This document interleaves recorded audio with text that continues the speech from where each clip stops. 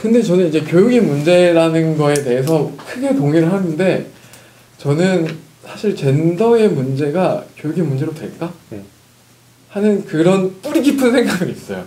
젠더는 권력의 문제인데 사실상 이 어떤 권력이나 구조가 바뀌지 않는 한 아무리 교육을 하고 캠페인을 한들 이게 될까?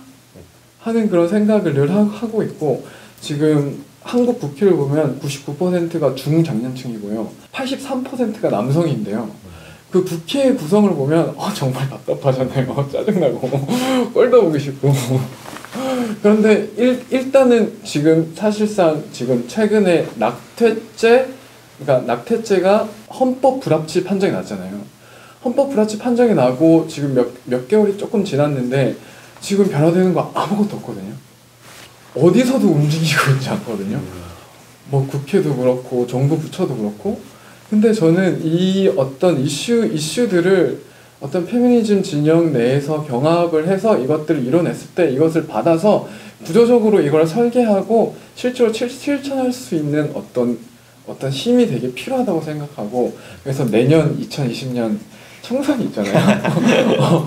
총선이 있는데 실제로 이제 녹색당에서는 이제 뭐 목표지만 네. 여성 정치인, 여성 국회의원 50%, 청년 정치인 30% 해서 80%를 이렇게 구성을 하는 걸 목표로 하고 있는데 사실상 그렇게 되면은 저는 실제적으로 어떤 정책적으로 실제로 낙태죄 헌법 불합치 판정이 났던 거를 이네들이 들어간다면 저는 이거를 굉장히 실천력 있고 행동력 있게 만들어 나갈 수 있는 어떤 구조적인 면이 확실하게 만들어질 거라고 생각하고 그리고 두 번째로는 이 구조에 사실상 저는 아주 밀접하게 있는 것은 저는 노동시장인 것 같거든요. 이 노동시장 내에서 사실상 이게 뭐 공부를 하건 교육을 받건 이게 시간이 있어야 되는데 사실상 이 당면한 이 노동 구조 내에서는 남성들이 뒤로 빠질 수 있는 공간이 저는 사실상 이 시공간이 사실상 전혀 없다는 판단? 특히 이제 20대 이후로 이제 30, 40대 가게 되면은 혼자 한 발만 미끄러져도 나락인 이 노동시장 내에서 진짜 물러설 수가 없잖아요. 물러설 수가 없는 이 노동시장 내에서 저는 이거를 유리 비상구라고 생각하는데 여성들에게는 더 이상 올라갈 수 없는 유리 천장이 있다면 남성들에게는 노동시장에서 그 어떤 돌봄이라던가 어떤 노동이 아닌 다른 가치를 위해 헌신할 사회적 기여를 하기 위한 활동들을 위한 한 걸음 물러설 수 있는 저는 이 비상구가 없다고 보여지거든요. 사실상 쓸 수 있는 육아휴식이라던가 대체휴가라던가 이런 것은 있지만 사실상 이게 노동시장이 유연화되지 않고서는 남성들의 페미니화 혹은 교육 이 시스템 이런 문화적인 것들이 진짜 바뀔 수 있을까? 하는 생각이 들어서 주 35시간 좋네요. 주 35시간의 노동시간을 저는 되게 강력하게 이거는 밀고 나가야 한다. 이런 어떤 정부와 정책 국회를 바꾸는과 동시에 이 노동시장에서의 어떤 시간적인 면, 시간의 질적인 측면을 바꾸지 않고서는 이게 저는 이것들이 있어야 조금씩 나아질 수 있는 나름 단초들을 놓을 수 있을 거라고 생각해요. 저는. 그래서 세게 말씀하셔도 된다고 해서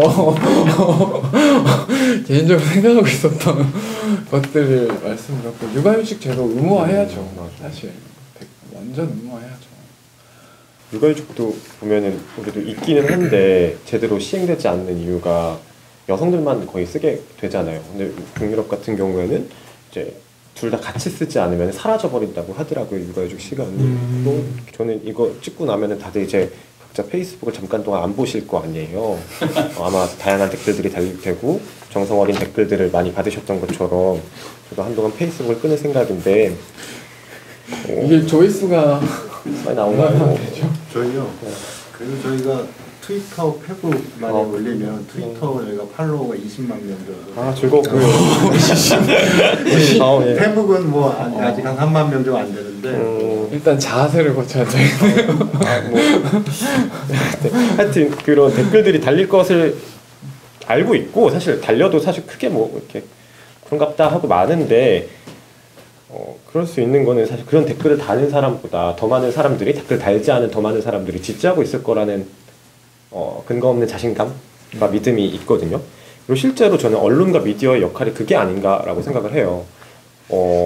현재 교육을 받지 못해서건 어떠한 이유에서건 남성들 중에서 안티페미니스트들 그리고 이제 성차별에 그렇게 친화적이지 않은 남성들이 많은 거는 사실일 수 있어요. 근데 그 숫자가 많다고 한들 그래서 그들의 이슈가 긍정적이냐? 그들의 이야기를 받아들여서 그러면 계속 성차별적인 세상이 되자라고 언론과 미디어나 정치권에서 말하는 게 당연히 합리적이지 않고 합당하지 않잖아요. 그리고 실제로 저는 그렇게 많은 숫자라고 생각하지도 않긴 하거든요. 안티페미니스트들이. 그들이 굉장히 많은 댓글을 달고 그런 영상과 막 각종 안티페미니스트 자료들을 재생산하지만 실제로는 더 많은 사람들은 그냥 페미니즘 각각의 이슈에 대해서는 그냥 긍정하고 있더라고요. 그래서 그런 것들을 생각하면은 우리는 이제 언론과 정치권과 미디어가 뭐 그런 이제 페미니즘의 친화적인 사람들을 좀 더 주목해줘야 되지 않나라고 생각을 해요. 계속 이야기했었던 한국여성정치학연구원에서 나왔던 그 자료에도 4분의 1의 남성들, 한 25% 되는 남성들은 페미니즘 이슈뿐만 아니라 페미니즘 자체에 굉장히 긍정적인 반응을 하고 있더라고요. 근데 저는 이 숫자가 결코 적지 않은 숫자임에도 불구하고 굉장히 많이 과소대표되고 있다.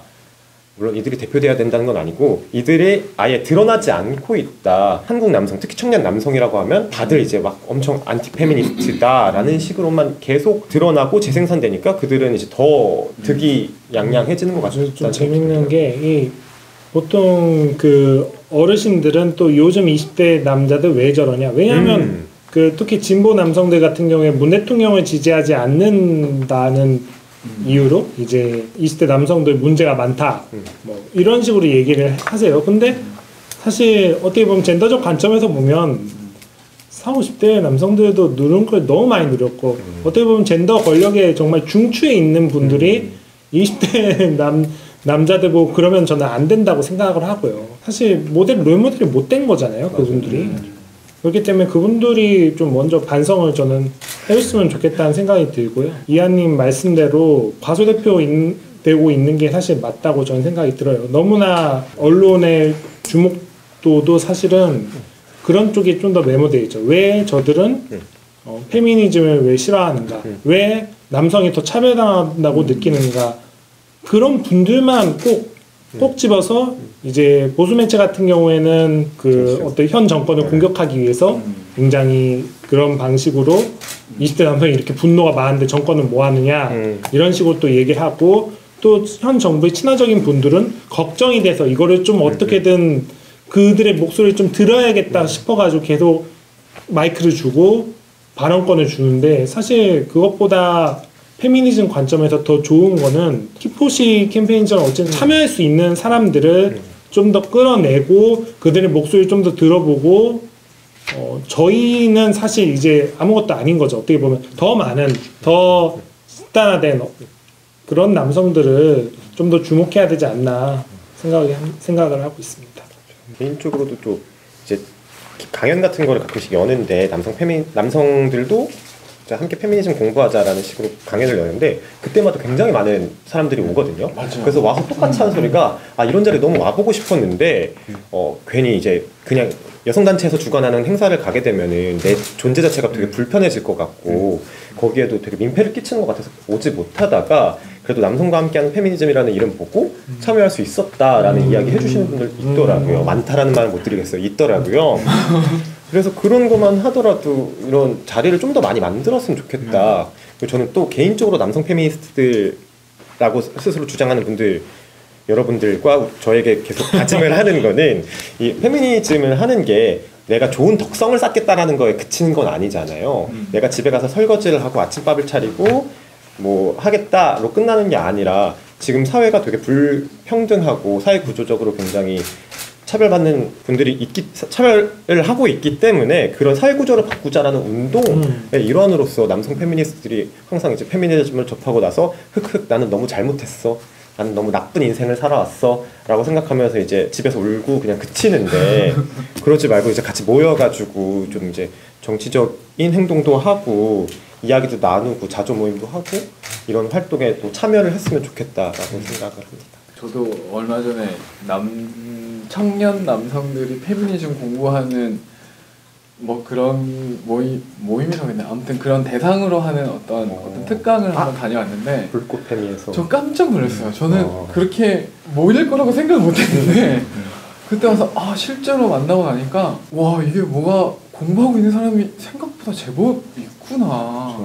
사실상 그러니까 이전이라고 했을 때 어떤 세대적으로 구분할 수 있을지 모르겠지만 사실상 페미니즘이 21세기 들어서 초반 때만 해도 이 페미니즘 진영에서는 페미니즘을 공부하는 남성들을 이렇게 잘 보살피지 않았어요.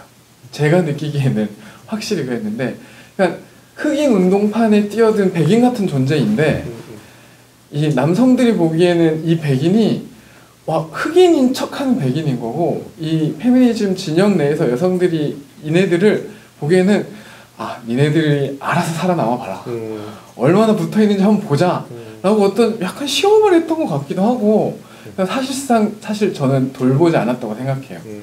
그러니까 그네들의 진영에 대해서. 그래서 굉장히 빨리 그 페미니즘을 공부하던 2000년대 초중반에 공부한 남성들이 굉장히 빨리 해체되는 그 시점을 맞았던 것 같고, 그 여성신문만 유일하게 살아남았지만 2000년대 중반 들어서는 거의 정말 이프 또 하나의 문화 할 거 없이 정말 다 뿔뿔이 각계 전투로 다 돌아섰던 그런 시점들이 있었고, 그때 이제 남성 페미니즘을 공부한 사람들도 물론 다들 그때 같은 공중분해의 나름 경험을 또 겪었던 것 같은데, 근데 이번에 새롭게 왔을 때는 정말 말씀드렸던 지금 그 공부하는 모임 강연도 하고 워크숍도 준비하시고 정말 중요한 역할을 중책을 맡고 계시다.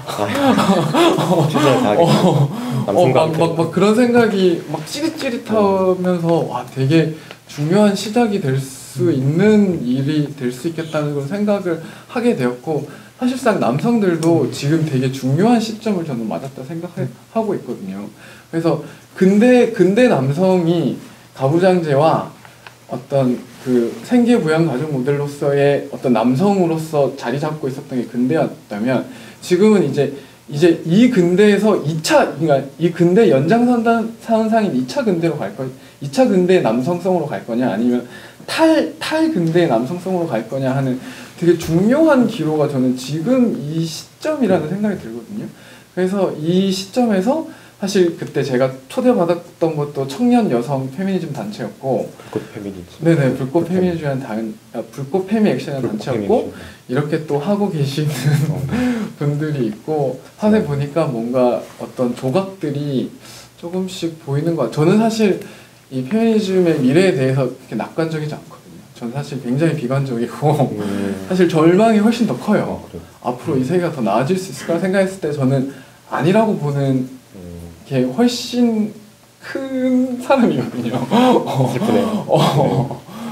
근데 이런 작은 조각들이 저는 나름 저의 이 절망의 페미니즘을 구성하고 있는 저 같은 사람한테는 나름 되게 중요한 근거가 될 수 있는 것 같아서, 그때 만났던 남성들도 그렇고 지금 하고 계신 일도 그렇고, 저는 그리고 여성신문에 아직까지 있는 것도 그렇고, 그리고 히포시 캠페인이 뭔가 시작이 되고 계속해서 뭔가 지속해 나갈 동력을 얻기 위해서 이렇게 뭔가 자리를 마련한다는 것도 그렇고, 사람들이 그런 것 좀 알아줬으면 좋겠어요. 그 페미니즘 리부트가 우리가 있었잖아요. 그러면 마치 여성들은 굉장한 페미니스트가 다 돼버리고 남자들은 그에 반하는 안티 페미니스트가 다 되어버렸다, 이렇게 생각하지만 사실은 아니거든요. 남자들도 거기서 페미니스트가 많이 됐어요. 물론 안티 페미니스트 그만큼 많지만 남자들도 거기서 배우는 게 있잖아요. 목소리를 들어보면 정말 힘들었겠구나, 정말 우리랑은 다른 고통이 있겠구나, 이렇게 느끼는데 너무 그 반대만 주목을 해버리니까 조금 이거는 문제가 아닌가 싶고, 어쨌든 남성들의 변화를 언론이든 정치권이든 역시 계속해서 좀 주목해주고 좀 붐업을 해줬으면 좋겠다, 이런 생각을 했습니다. 안 그래도 이제 20대 남성에 대해서 얘기를 하려고 했는데, 그 20대 남성들이 지금 굉장히 안티페미니스트적으로 주목을 받고 있지만, 저는 오히려 이 사람들이 더 페미니스트가 될 가능성이 있다고 생각해요. 50, 60대보다도. 그러니까 이 사람들은 아직 가치관이 형성되는 과정에 있고, 그리고 여러 가지 그런 뭔가 불안정한 지형에서의 혼란을 겪고 있는 사람들이라고 생각을 해요. 뭐 다 그런 건 아니지만 기본적으로 여성과 남성이 평등해야 된다라는 거는 받아들인다고 생각을 해요. 기본적인 평등에 대한 교육은 받았던 세대라고 생각을 하기 때문에. 그런데 이 사람들한테 필요한 거는 왜 운동장 말씀을 하셨는데 운동장에 왜 여자애들이 안 쓰냐. 여자애들은 운동을 안 하고 싶어 한다. 근데 여자애들이 왜 운동을 안 하고 싶어 하게 됐을까? 왜 그 기제는 무엇인가? 그 한 스텝 더 생각하는 거? 아니면 공무원 말씀하셨는데 그 공무원들이 왜 여자 비율이 더 높을까? 근데 그거를 생각하려면 아주 단순한 생각에서 한 스텝만 더 생각하면 되는데 근데 거기까지 가닿게 하려면 많은 담론이 있어야 되고 그 다음에 그렇게 하려는 의지가 있어야 되고 그렇게 하려는 동력이 있어야 되는데 그런 것들을 이제 어떻게 마련해 줄 수 있는가 이게 굉장히 지금 중요한 이슈인 것 같고 그게 지금 이 수많은 백래시 속에서도 저는 나름대로 희망적인 이유가 이제 그곳에 있다고 생각을 합니다. 당연히 그럴 수밖에 없을 것 같은 게 저는 약간 제 주변을 제외하고 20대 여성들이 왜냐면 제 주변은 이미 다들 그렇기 때문에 여성들 같은 경우는 50% 이상이 스스로 페미니스트라고 이야기를 하고 있잖아요. 그리고 페미니즘 이슈에 대해서는 거의 엄청나게 높은 비율로 다들 긍정을 하고 있고 이런 상황에서 남성들도 그 이슈를 받아들일 수밖에 없을 거라고 생각해요.